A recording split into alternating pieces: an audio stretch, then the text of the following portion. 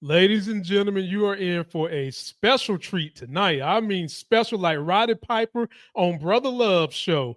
I've got a congressional hopeful who's going to go through the issues of politics, talk to me today about some great things. And some of the things we're going to talk about the Crip Keeker, Joni Ernest, talking about people going to die anyway. You know, we're going to talk about that.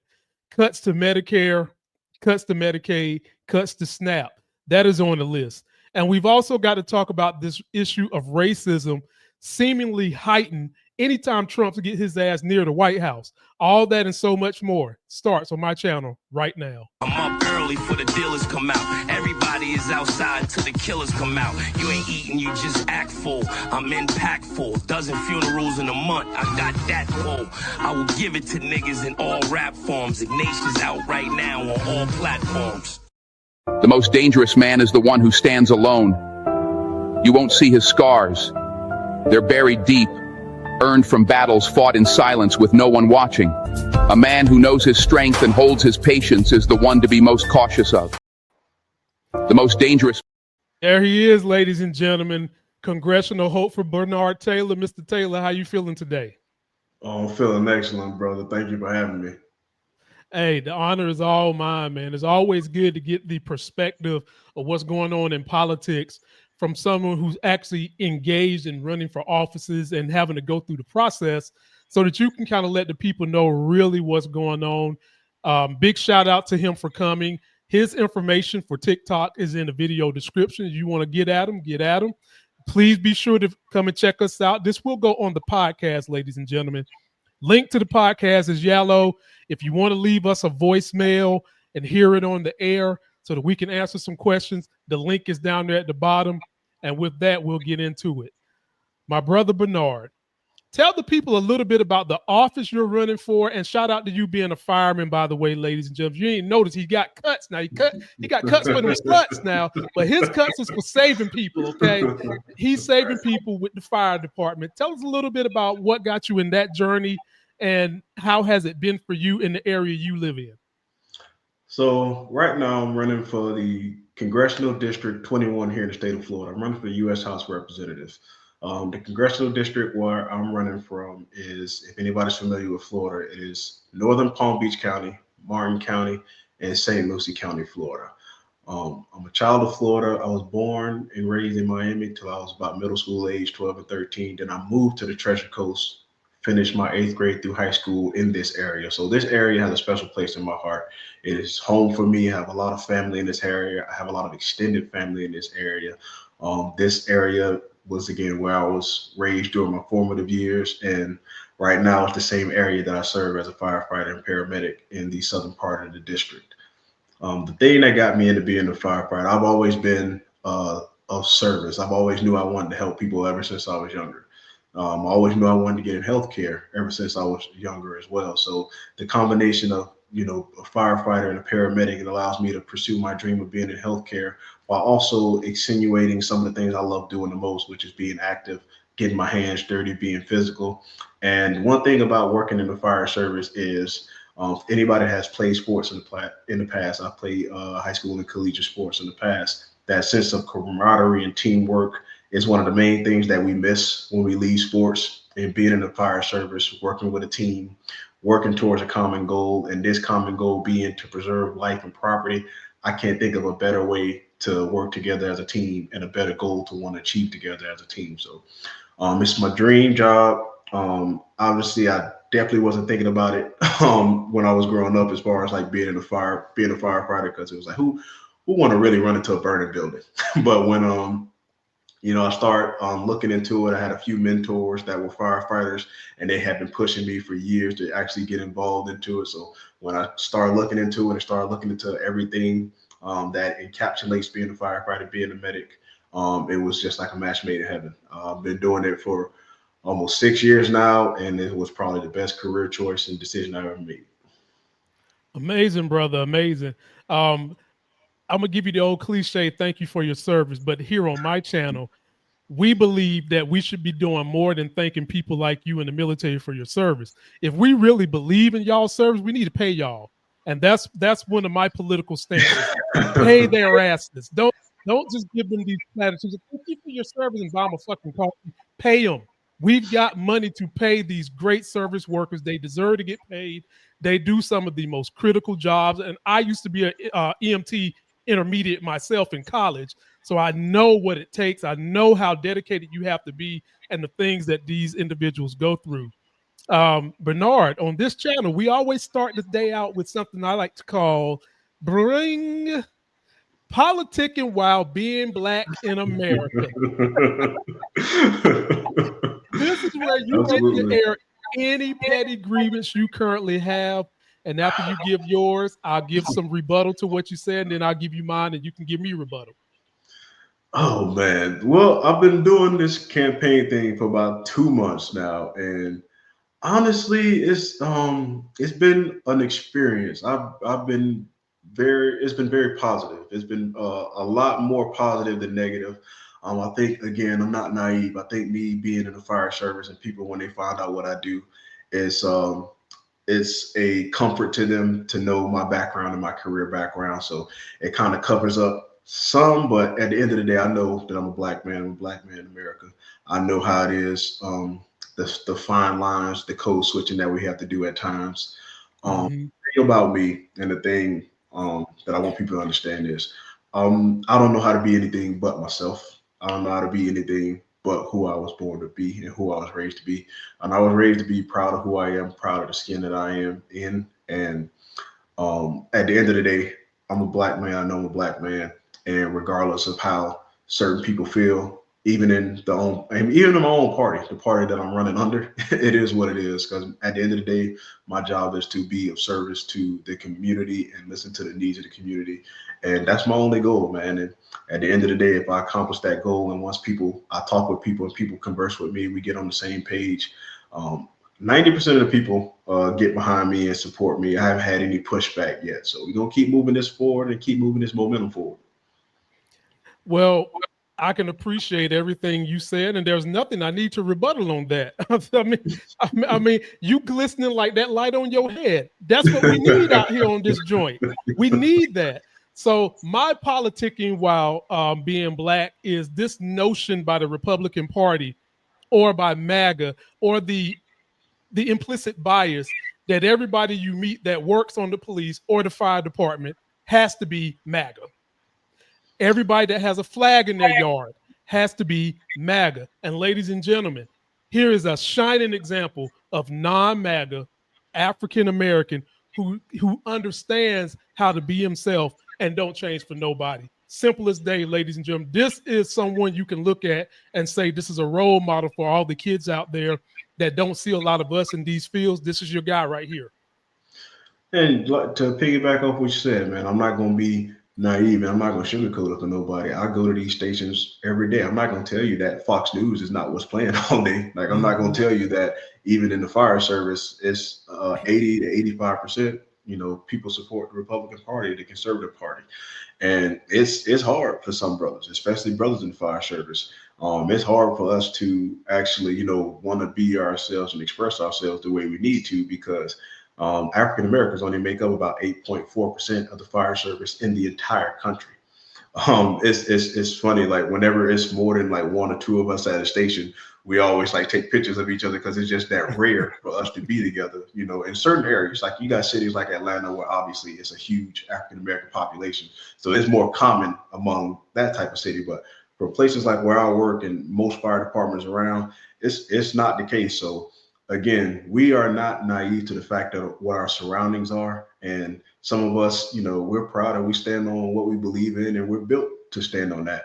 Others, I can't fault them if they kind of just go along and get along, because again, it's their careers on the line, it's money on the line, and they got to think about their families. Everybody can't stand 10 toes down. You know what I'm saying? Everybody can't, we hope, we would want, and we wish for everybody to be able to do that. But at the end of the day, you got to understand we live in the real world. And some people, again, they got families to take care of, and I don't fault them.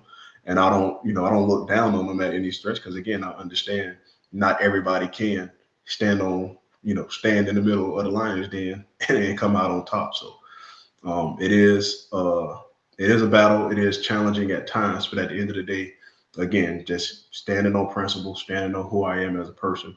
I'm gonna stand for what's right. Again, even if it's just me by myself, and I'm built for that.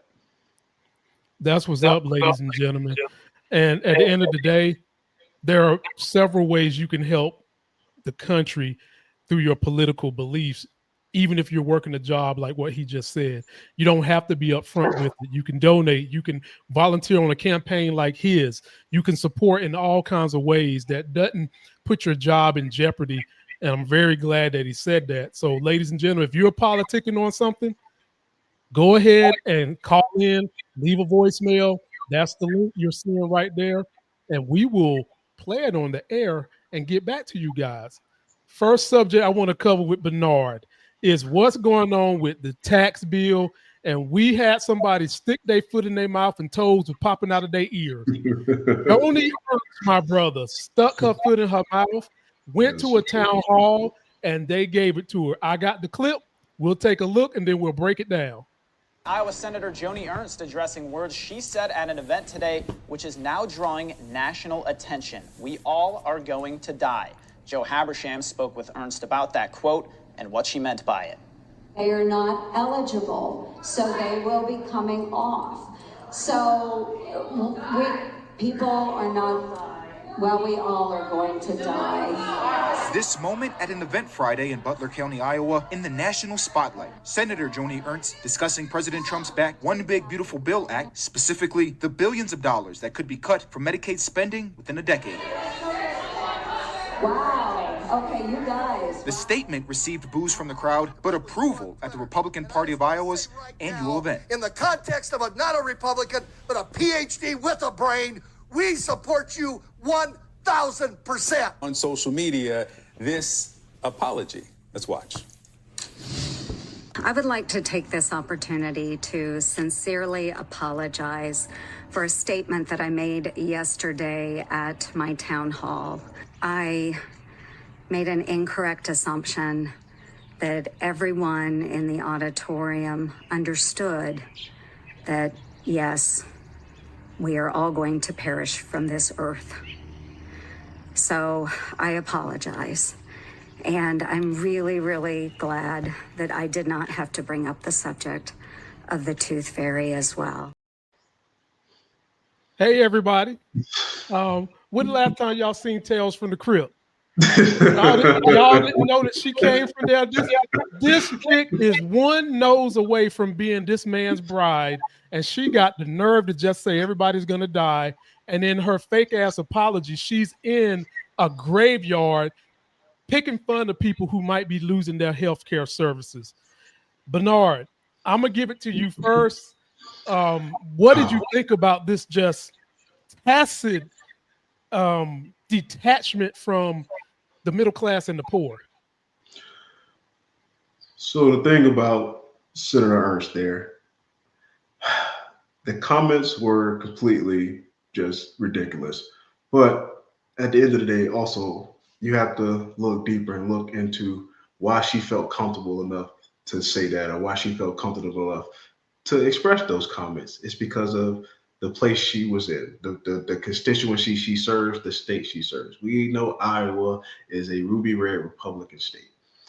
When you have senators that come from places like that, they don't feel beholden to their constituents because of the team they play for. She feels like she can say whatever and it doesn't matter because she's a Republican. They're going to vote for a Republican in that state no matter what. And at the end of the day, it's up to the people in that state to come to terms and realize that this woman does not care about you. This party in general does not care about you. We have years of evidence to suggest this party does not care about looking out for the middle class, and they definitely don't care about looking out for the most vulnerable and poorest among us in this country. And she just said the quiet part out loud. This is the things that they talk about in their meetings, in their conventions, in their back rooms. And again, at this point in time, controlling the House of Representatives, controlling the Senate, controlling the judiciary, controlling the White House, they are emboldened more than we've ever seen them before, and they feel untouchable. So you're gonna see comments like hers. You're gonna see comments like we've getting from all these other town halls. They feel like that because of the states that they're in and the the fact that they're conservatives, that they're Republicans. They can say whatever they want, regardless. They're not going to be challenged. And the people in their state, unfortunately, a lot of them agree with what she said. And that's another thing that we have to come to realize as a people as well. There's a segment of the population that just does not have the empathy or the caring of those around them and what happens to those around them. It's unfortunate that we live in a society like that, but I think people genuinely believe that all people were good natured and we all had a sense of morality. And I think we as a country and as a society are coming to realize there are a lot of people without that sense of morality. There are more people without that sense of morality than we realize in this country. Well, ladies and gentlemen, he was very eloquent in his speech. I'm not going to be as nice as him, damn it. This is ridiculous, ladies and gentlemen.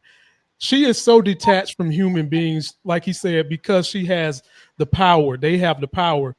She's putting out there what they say behind closed doors. This is another thing that this MAGA movement has empowered certain individuals to say. Now, I'm going to be real with you. I would rather them just say what's really on their mind and the pussyfoot around it. And they are learning that their voters are so hooked up to them saying things that make them feel good versus them doing things that actually help them, that they can get away with this shit, ladies and gentlemen. And it's pathetic.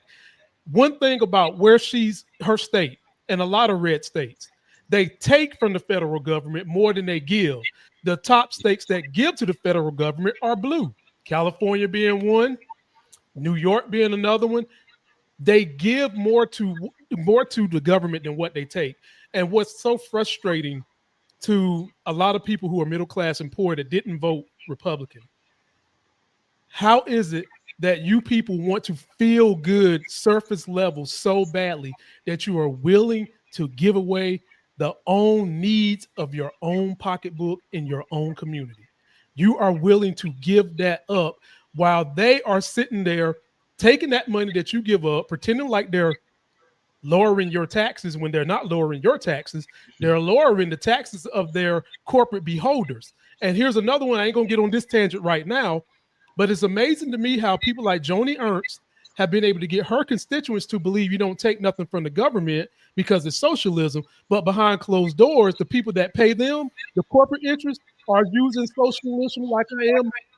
And they're able to keep these people from voting their interests because they think you shouldn't take from the government because the corporations are taking from the government. And at some point in time, they're going to have to wake up and smell the coffee. And it smells good when you get it.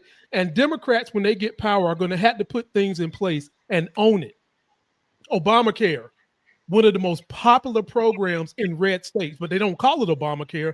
They call it something else. Democrats need to start owning it so people know what they're getting. If the government can provide sufficient services to people, we would start seeing people voting more for the government. And having said that, Bernard, I'm going to give you another one that you was talking about. Since this kind of catapults us into the tax bill, I'll go ahead and take us there. But first, ladies and gentlemen, be sure to subscribe to this channel. Bernard's link is in the video description. If you haven't already done so, download the podcast. That's the link for it. And if you got a comment or something you want to let us know, you can call and leave us a voicemail. All you got to do is get on your computer, click that link, and you can do it. To get an in-depth perspective of what's in this tax bill, we had to borrow some of the voice of our sister Jasmine Crockett, ladies and gentlemen, that fine representative in Texas. Take a look at this, Bernard, and then we'll let you get the floor first. I'm gonna throw the ball up to you. You Shaq today, I'm Kobe. Or you can be Kobe, I can be Shaq. It's all good, brother. Here we go. All right, let's get to the tax breaks in President Trump's big, beautiful domestic spending bill. It's going to cost the government, about $5 trillion. It's going to cut Medicaid, other safety net programs by at least $700 billion. Studies show those tax breaks are going to increase income for the top earning households, and I mean the top, while reducing income for the poorest 10%. So if it passes, How does it affect your constituents? And what do you say to Republicans who claim this bill is all about fiscal responsibility? First of all, it's nothing but a transfer of wealth in a country in which, under the Biden-Harris administration, that wealth gap was actually starting to shrink because there were actual jobs that were being created. We saw through the CHIPS and Science Act that we ended up providing for opportunities for new high-tech manufacturing jobs. We also saw through the Inflation Reduction Act that there were so many opportunities around new green jobs. All we have seen out of this administration is that they have cut jobs, whether it was within the federal government or outside of the federal government. And what we've also seen is that they don't care about the people that are struggling the most, the people that believe in the American dream, that believe that they should be able to come from anywhere and still have an opportunity at prosperity. So beyond that, beyond the fact that it's just really a cruel bill, it's this idea that they are going to somehow be fiscally responsible when we know under the first Trump administration, they ran the national deficit up $8 trillion. And with this one bill, they want to raise the debt ceiling an additional $5 trillion. So here is the deal. If we have cut off everything that would help somebody, which doesn't sound like a very Christian thing to do, if we're going to do all of that, at least have something to show for it. They have nothing to show for it except for, again, those top earners being able to say, have their next trophy wife or buy their next yacht or get their next plane. That doesn't work for me, and that obviously does not work for my constituents. Congressional Hopefoot Bernard. Let me put that graphic up that they just showed us. These are the specific cuts that are currently in the bill as it has been passed by the House and now is sitting in the Senate. When you see this and you hear about this, considering you're passionate about helping the middle class and the poor and seeing everybody prosper in this nation, especially in your district, what does this make you think about? Especially here in my district, a lot of my district is elderly, the elderly population. A lot of the elderly population depends on these programs. They depend on Medicaid, they depend on Medicare, they depend on SNAP. When I see these cuts to these programs, I think about the nursing homes that some of these elderly people live in. And the only way that these homes are even profitable or even able to have enough money to run is because of the Social Security, Medicaid, and Medicare that these residents are on. Some of them, that's all they have. They didn't have 401ks. They didn't have these retirement plans. They didn't have pensions. A lot of these were working class Americans who worked their whole lives, who paid into Social Security and Medicaid their whole life. Again, these aren't entitlement programs. You pay into these programs your entire life. So you paid into this program, you worked a job that you probably didn't want to work in, but life didn't work out your way and you had to work this job for 40 years. And now you're at a place where all you have is that Social Security check and your health insurance in this nursing home. These programs get cut. You're talking about a lot of the elderly population being homeless. Why do I say that? When Medicaid is cut and Social Security is cut, what happens is these nursing homes and ALFs, these facilities, they are all basically running, not all of them, obviously you have private insurances, but for the most part, these facilities are basically ran by Social Security and Medicaid. That's how they operate. That's where they get the operating costs. If they are no longer getting that income, that home has to shut down.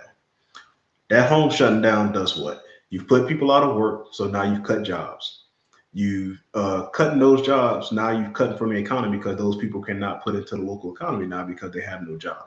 And now you have made these people, these residents, you have made them homeless. Now, let's say they have family members that they can go to now that they're not in this home. Well, I wasn't planning on having my, let's say my grandmother was in the home and she has to come live with me. That is an expense coming into my house now. I have to take care of my grandmother. I have to provide food and clothing and a place to stay, and she's going to be in the house, so that's going to raise my utility bill. And then on top of that, if she needed care, if she needed 24-hour care, and she was getting that in that home, now I either have to come out of my pocket and pay for a CNA, or either me or my wife, we have to cut our income. One of us has to stay home and not work, in order to take care of my grandmother. So now I'm taking money out of my house and I'm adding a $60,000 to $90,000 expense that I wasn't planning on having in my life. So now I've added an extra expense that I can't afford. Then on top of that, also with some of these rural hospitals, we talked about Senator Ernst earlier in Iowa, and a lot of these poor red states, their hospitals are ran and funded by the community. What do most people in the community pay them with? Their insurance is Medicaid and it's Social Security. Well, if they're not able to have their health insurance paid for, they're not able to get this money that they're getting in from Medicaid. What happens to those hospitals? Now these hospitals have to shut down. Let's say that hospital was the only hospital in your town and the next closest hospital is an hour and a half away.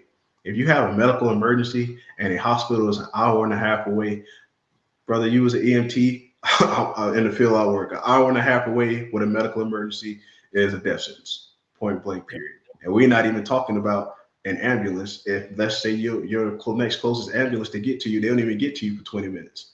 So now you got 20 minutes waiting for the ambulance to get there, and then you got an hour and a half transport to get to the hospital. You know what I'm saying? So now you basically gave yourself a death sentence. That's what the young lady was screaming about to Senator Ernst. People are going to die if you make these cuts. These cuts affect the entire community, not just the people that are on these programs. You have businesses that rely on this income from Medicaid, and cutting these programs, again, you're cutting businesses, you're cutting jobs. So what does that do? You're hurting the economy. All this stuff has a snowball effect. When they say cutting these programs, we know what they're associated with. They're associated with minorities and people of color, and they basically are saying these people are just sucking these programs and taking from your hard-earned money, and that's not the case. We all pay into it as American citizens, American taxpayers, and again, we know who the beneficiary are to most of these programs. They're not us by the numbers. And again, this is all ones and zeros, man. You look at the numbers, we see who the majority of the people that take up these benefits are in this country. And either they realize it and they would rather everybody suffer as opposed to everybody prosper, or they don't realize it because they've been so propagandized that they can't put two and two together until it's too late. Well said, my brother. For the audience here who's come from political listening and you don't know my background, my degree is as a respiratory therapist. I graduated college as a respiratory therapist. I worked in a rural hospital where 70% of the patients I saw were Medicaid and Medicare. Then that catapulted me into starting a respiratory therapy outpatient business in the Triad area of North Carolina. 70% of my patients was Medicaid and Medicare. Over 65% of the patients I served were Anglo-Saxon, ladies and gentlemen. Cystic fibrosis, asthma, all these things that were the number one issues for why children had to go to the ER. And the data that I kept over almost a decade of doing that job showed that what I did saved the state of North Carolina somewhere around $20 million in ER visits based on the reduction of these kids having to go to the ER. And ladies and gentlemen, what did they do? The rich MFers came and cut that bitch anyway so that their rich taxpayers can get a tax cut. And what do you think happened, ladies and gentlemen? Them kids started going back to the ER again. Them kids started getting sick again. There was a drop in the communication between the parents and the kids, because oftentimes I was the bridge of being able to detect the jargon from what the hospital said to decode it for the parents so that they could understand it. And to this day, North Carolina has not turned this around. So in a little mini microcosm of my state, I'm here to tell you that this type of thing hitting the nation is going to be detrimental. The whole reason I'm doing YouTube, the whole reason I'm a stock investor, the whole reason I own rental properties is not because that's what I wanted to do. It's because that's what I had to do when the state of North Carolina cut the Medicaid and Medicare budget and said, I am not allowed to practice the way I once practiced anymore. So he hit the nail on the head. He said, you don't just affect one person. You affect the patient, you affect the doctors, you affect the businesses surrounding the doctors, and ultimately, who do you hurt? You hurt the country, because people who could get critical services are not getting a good quality of life. They're not able to go see anyone, and they're suffering. And what bothers me about Republicans is one of the reasons they know that we have certain things in place is because we want to have people paying into the system. Because, like Bernard said, these programs people paid into, and you want to get that dollar cost averaging back. But by cutting these people off and they don't have a job, they're going homeless. You're thinking that these people are going to have to be beholden to the rich people who are supposed to trickle down money and trickle down jobs that they're not trickling down because technology is taking it. What the hell you think is going to happen to these people? Think Republicans, think And then, American people, think. and then another thing that I try to explain to people, because we talk about extremes, and that the one extreme that they always talk about is universal health care, Medicare for all. That's like, oh, it's an extremely progressive thing. And I try to explain to people how this stuff works. Again, you've been in the business. I'm in the business in the medical field. You're cutting Medicaid, right? Mm-hmm. You still have what we call EMTALA. So the EMTALA law, if you go to an emergency room, regardless if you have insurance or not, the ER has to stabilize you. They can't let you leave until you are stabilized and you can walk out stable, even if you don't have insurance. So you'll see a lot of people who are unhoused or homeless. Again, they'll go to the ER. Maybe they have an emergency, maybe they don't, but they're going to the ER, spending time in the ER, and they leave into the ER. And again, they have hospital bills, but who cares? They don't care. They don't worry about paying it. So how does the hospital compensate for that? How does the insurance people compensate for that? Because they just provided service. They have a bunch of unpaid bills that they have to balance their books with. Who's paying for that? The people that have insurance. Your premiums go up. Now all of a sudden you're being charged more for certain services in the hospital. So we have a form of universal health care. You guys just don't realize it's universal health care. They balance those books. We still pay for people who don't have insurance. We still pay to make sure to cover their emergency rooms. It's not an outright thing. They do it again by increasing premiums and increasing the cost for the people that do have insurance to cover the cost of the money that they're losing. So instead of just having a program like universal health care, they put a boogeyman around it and make it seem like it's just bad. But at the end of the day, we have that form of universal health care. It's just not as explicit. And again, it's a little bit more subtle. Like you were saying, there is socialism in the government. You guys just don't realize it because, again, they brand it one way, not realizing that they're socialists at the top with these corporations and how they pretty much all depend on the government to get their incomes, to get their government contracts. And it's okay for them. But when it comes to us, we need to pull ourselves up by the bootstraps, apparently. Right. And then the other thing that he didn't mention from a business endpoint, oftentimes those people that aren't able to pay for their bills, not only do our premiums go up, but the businesses get to write some of that loss off. And who's paying for that? The taxpayer. Universal payment right there anyway, regardless. And they're able to fool MAGA and Republicans into believing that we don't have social programs anyway. Bernard is getting paid from a social program. Your sheriff is getting paid from a social program. That Sheriff Arpaio that y'all love so much in Arizona, he was getting paid socially. Why are you okay with that, but you're not okay with something that helps you? MAGA. Stop being low information. Think. And ladies and gentlemen, post your comments. Let us know what you think. If you want to leave us a voicemail, there's the link. Just go to your computer. You can voice it in. We'll hear you, and you might get it played on the air. Bernard, I'm going to take you to two other subjects, and then I'll let you get out of here. I talked to you about earlier in this video how most MAGA and Republicans that are not rich are willing to give up their freedoms, their rights, but more importantly, their financial stability in order to feel good. These next two videos and topics are an example of them feeling good, even though it's not helping them financially. It's almost as if they would rather burn down with minorities in a burning house than to everybody have an uplifted house that's burned free. And here's an example of this. So this happened this past week. And this one is going to really burn some people up because there's always this stigma around black men and raising kids and black women that the whole reason stereotypical black kids are bad, which is not true, is because there's not men in the house. Well, Bernard, we've got an example of a man doing the right thing with his daughter, black male, and take a look at what this guy had to suffer. Take a look at this. A racial slur ends up ruining a special father-daughter bonding day. That slur all caught on camera. Sharon Brown says he took his 10-year-old daughter here fishing at this Lunenburg lake when a man asked them to leave multiple times, then started yelling at them, throwing rocks at them, followed by that racial slur. Who you fishing with? My dad. Well, who's your dad? Sharon Brown was hoping this would be the highlight of his day with his 10-year-old daughter.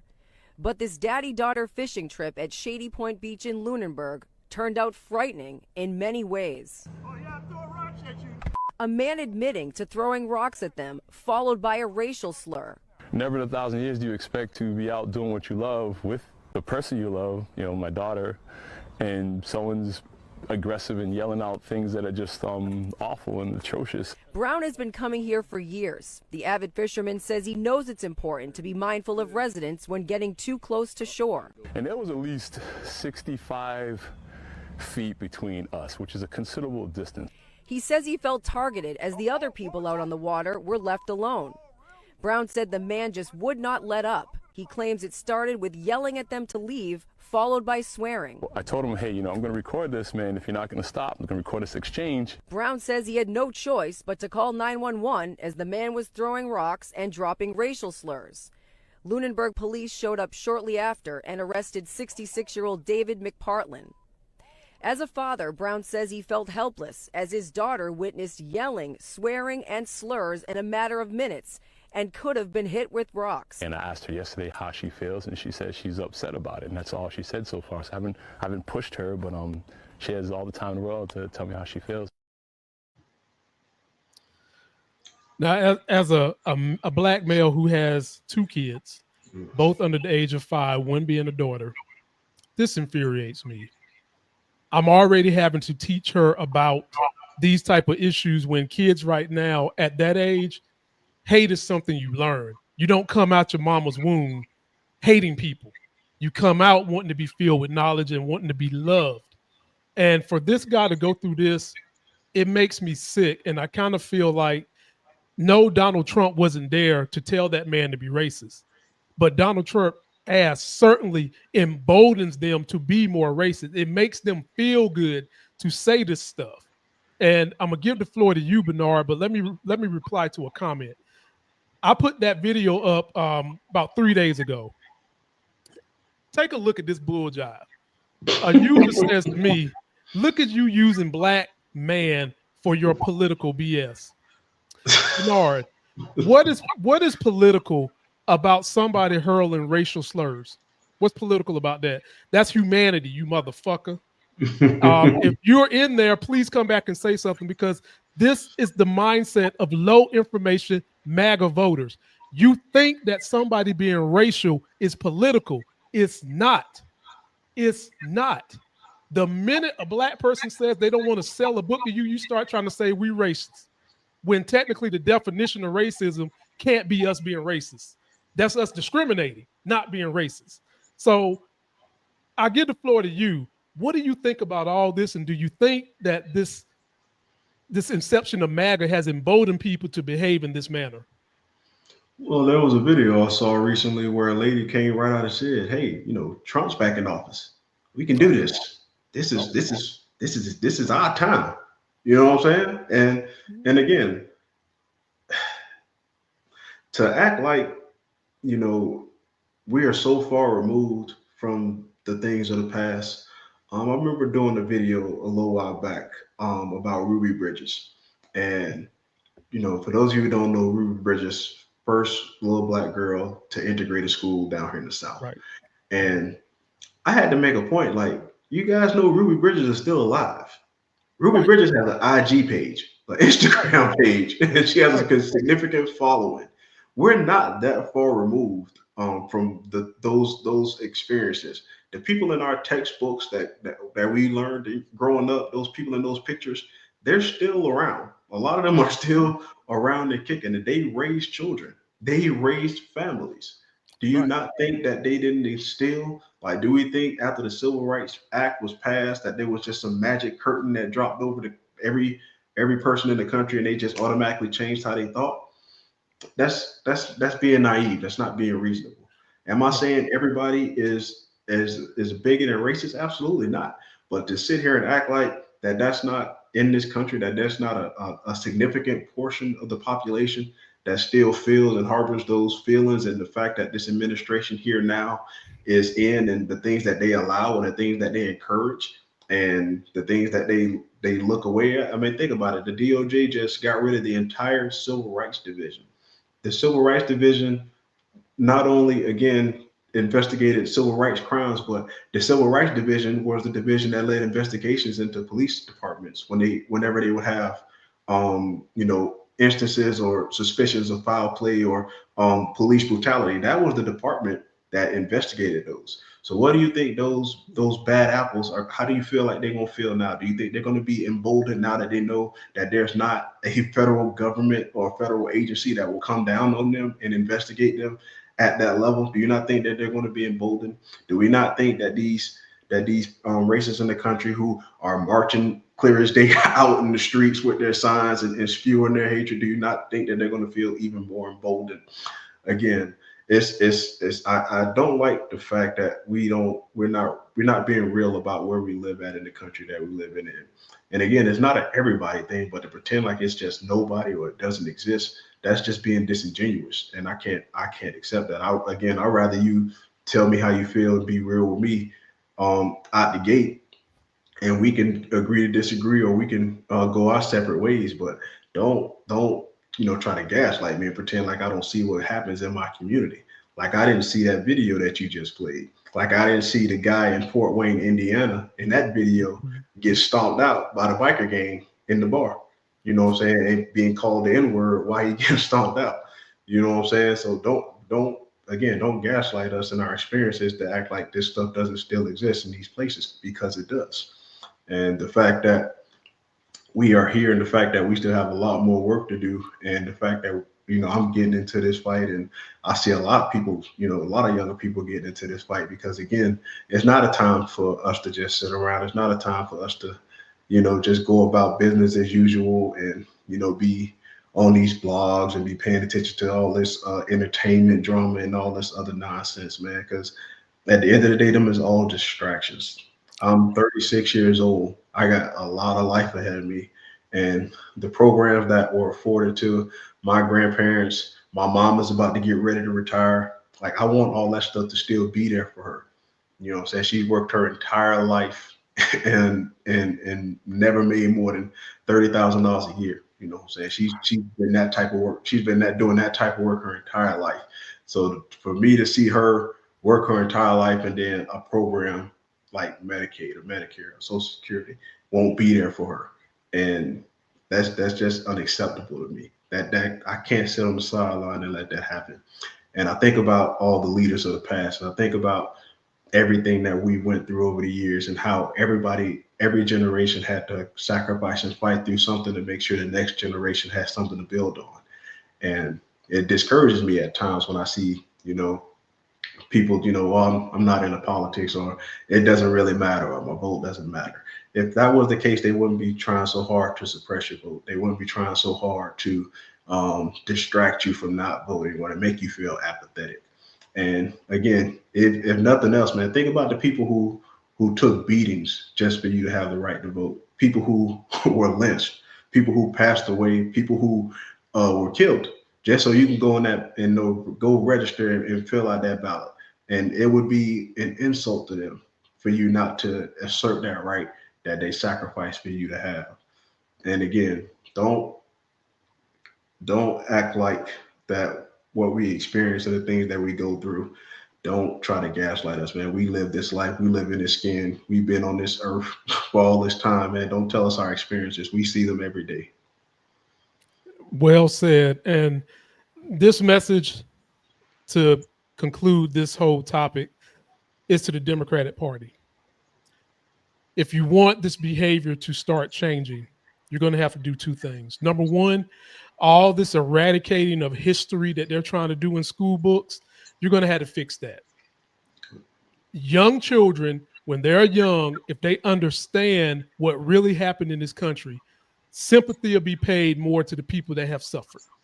And these Republicans always want you to be real about stuff, but for some reason, they don't want you to be real about how this nation got here. It was stolen from the Queen, then it was stolen from the natives that was here. Then when they stole it all, they made the black people from West Africa work it. Then they let other groups of people come here who had genocide, gave them reparations. They ain't give us nothing but symbolic shit, okay? That needs to be taught so that more kids can understand our plight and why we feel this way and why so many people fight to be racist. Second thing, when they get power, you're going to have to get the Civil Rights Act back up.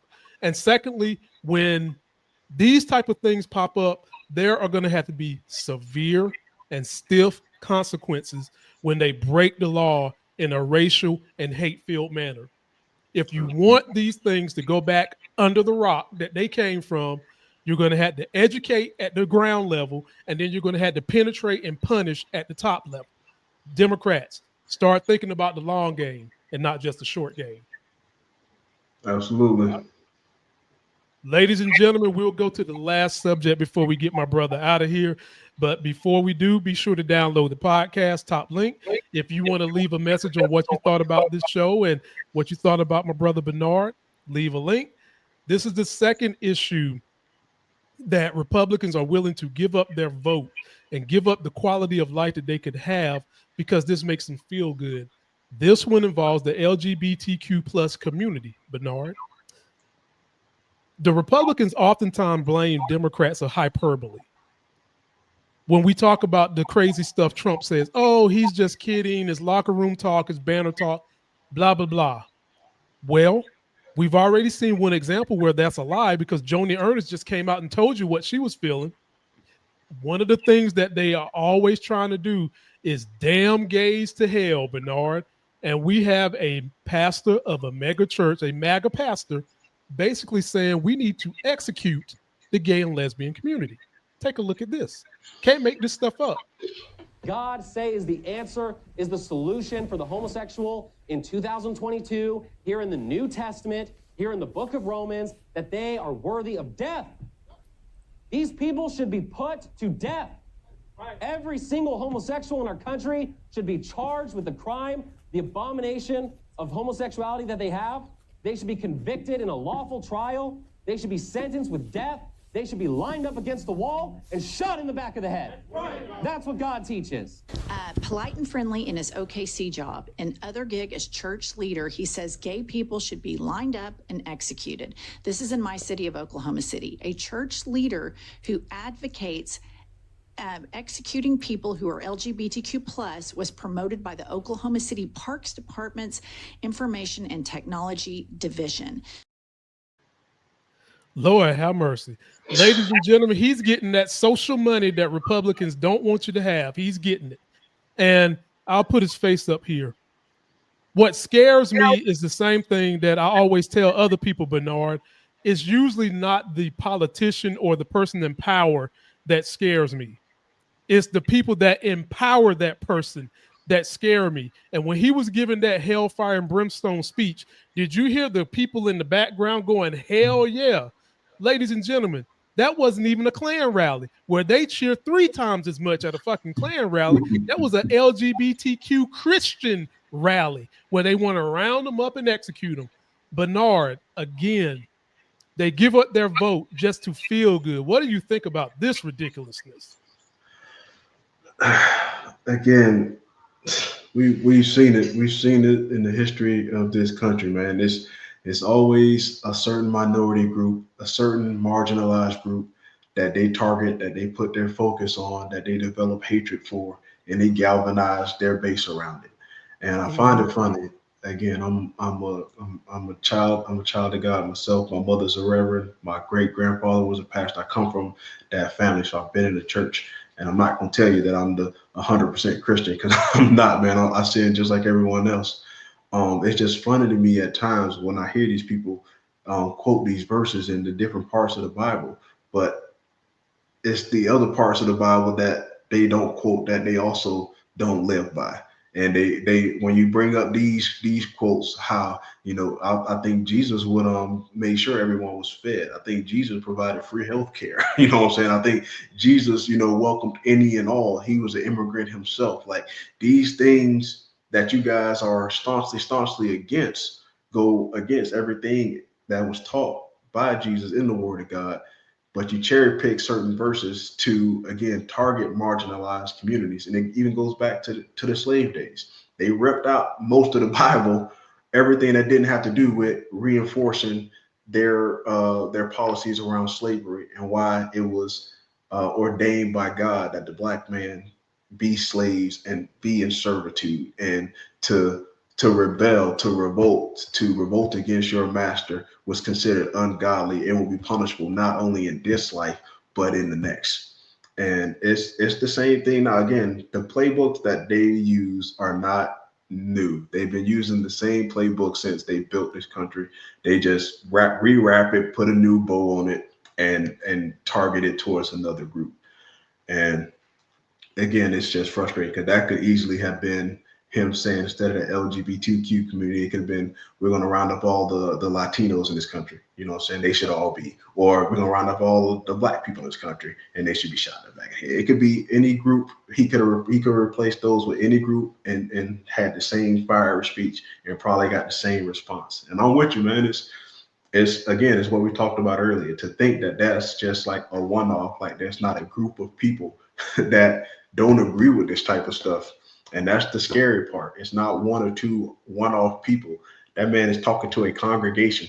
Don't know how big it is, but heck, even if it's only 25 people, that's 25 people with a like mind that are encouraging that type of thing in a place like Oklahoma.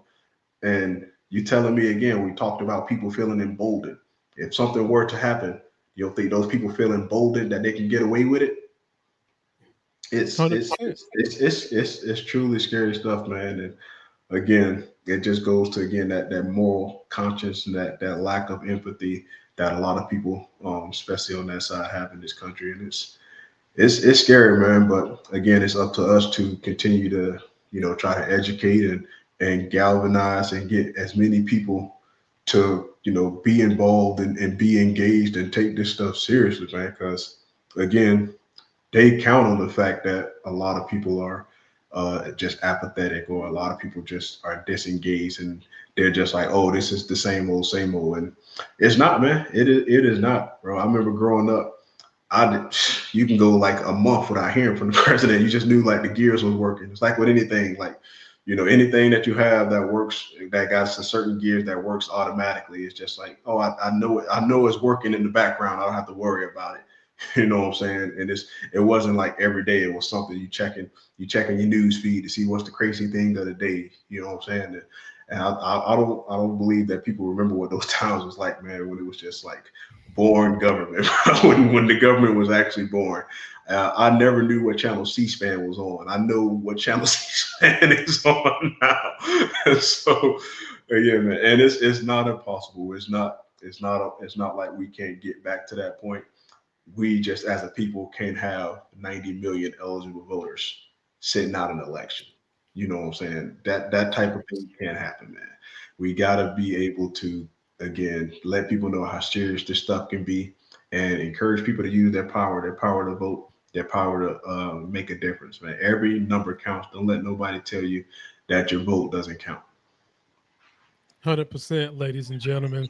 And I'm taking a risk here of losing probably at least a third of my subscribers because this stuff is real life. This stuff is important. I'm grabbing the bull by the horns and taking this fight, ladies and gentlemen, because this is bigger than entertainment, as he said. When you have people trying to galvanize people in the name of Jesus to kill other people, think about that. I've always wondered how Republicans can put these two together. God's guns. Do y'all really think Jesus Christ would have used a gun for anything? No. No, numb nuts. He wouldn't have used no gun for nothing. Think about the Crusades, man. What was that? Using Jesus Christ and Christianity to commit genocide across different countries in the name of the Lord. Like, I don't know what Bible y'all read. I didn't read that in the Old or the New Testament. Never. It's they get so indoctrinated with the Bible that they forget to use critical thinking. They get and you see these commercials where these kind of crazy churches are trying to get these people young. Yeah. That's why I'm like, we've got to educate these kids young before these type of crooks get them. And then when these crooks get them, they be the ones raping them, touching on them, feeling on them, and then they have you so beat down mentally that you're afraid to go tell authorities what has happened to you in these crazy. They're cults, ladies and gentlemen. Yeah. They're not of God. They're cults. And so my thing to you all would be, what can you do in your life? It doesn't have to be big, but what can you do to help get the voice of progressive politics out there so that we don't have to deal with this? We don't want your kids to deal with this. We don't want your grandma to deal with this. You shouldn't have to deal with a country where people are empowered that believe in what this man said. They believe that. And we're seeing them act on it day to day, coming and just grabbing people up, just throwing caution to the wind, not reading their rights as if it's okay. Ladies and gentlemen, you don't have to take that. And as he said, Bernard said, it is so important that you vote, and not just vote in the presidential election, but vote in the midterms. Vote locally. That's real important. Get involved locally. Get on school boards. And stop allowing corporate interests vote to weigh heavier than yours. Because what happens is, not only do they get to vote, but the money they slosh around allows them to set the agenda and then set the people that run on behalf of the things that you need. Ladies and gentlemen, you can stop this. There is more people in the middle class and below than there are these corporate folks that just want a tax break every year so they can go on a yacht and get their French jump off and have another trip.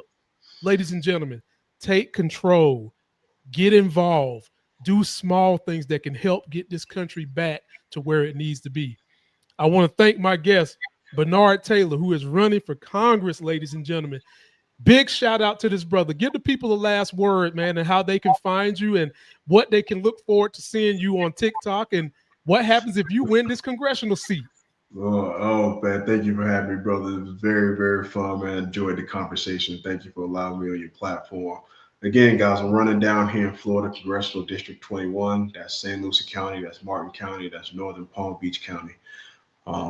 We're running against a Republican incumbent. I'm not going to lie to you. It's going to be a tough fight. This is an R+15 district. So it's not ruby red, but it's pretty red district. So we got a huge fight ahead of us. But again, if I didn't think it was possible to win, I wouldn't get involved. We are at a turning point in this country. We have a lot of people that do not like the direction this country is going in. And to touch on what my brother was saying, a lot of people want and are clamoring for entire change and reform when it comes to Congress, when it comes to these corporations and the amount of money that they can put into these campaigns and the influence that they have. So you can best believe when I win, we're gonna speak it into existence like LeVar Ball. when I win this election, you know, one of the things, and I've already pledged, man, one of the things that I pledged is to support any kind of term limits for congressional members of Congress, because again, I think that is extremely important. There's no reason why you should have somebody do this job for 30 years and pass away. Every so often there should be fresh people in there with fresh ideas and fresh conversation. Also getting, you know, stock trading off the congressional floor. Again, I think a lot of people get into these positions of power to enrich themselves. I believe if a lot of people couldn't use the stock market to enrich themselves, you would see a lot of votes change and a lot of people that represent us change how they represent us. And again, just campaign refinance in general, campaign reform, as far as like the amount that these corporations and these super PACs can donate, can contribute to different campaigns. Because again, I try to explain it to a constituent I was speaking with another day. If I'm in a room and I give you $5 and this person gives you $1 million, who are you going to do what they tell you to do? Regardless of how you feel, you could have the staunchest beliefs in the world, but if I give you $5 and tell you to vote one way, and that guy gave you $1 million and tell you to vote one way, we all know which way you're going to vote. So it's important that we get that type of stuff out of the House of Representatives and out of Congress in general. So those are some of the things that you have to look forward to when I win. And also, again, I'm always going to be looking out to serve the people. My whole entire life, my career is dedicated to being of service, and that's just not of service to one particular group of people. I don't, pull up an ambulance and ask you, are you a Democrat or a Republican? That's not how that goes, man. My job is to serve everyone, no matter who you are, no matter where you come from. I've been called all type of names. I've been called all type of things in the back of the ambulance, and that does not deter me from doing my best to make sure that you are stable, to make sure I'm doing the best I can to save your life. Because again, whether you agree with me or you don't agree with me, I still want to do what's best for you to have the best life that you could possibly have. And I think that's what separates me from the person I'm running against, and also any primary challenges that I will have. At the end of the day, you're never going to have to question who I'm serving and why I'm in Congress. It will always be for the people of my community. And again, man, you guys, if you want to see more about me, you can go to my website. It's BernardTaylorForCongress.org. You can follow me on all these social media platforms, whichever one's your favorite. You can find me on it. It's Bernard Taylor for Congress.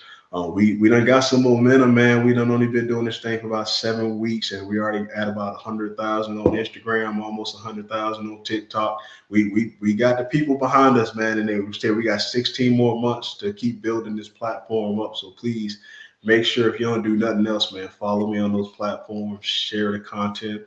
And as always, if you got $1 or $2 and you don't want to play the lottery that day, shoot your boy them $2 on the donation link, man. It all helps. It all adds up. So appreciate each and every one of you for your support in advance.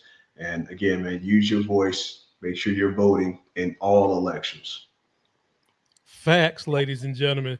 Well, he can certainly count on the support of my channel for sure. I might even have to come down to Florida and go door to door, do some knocking, a little something.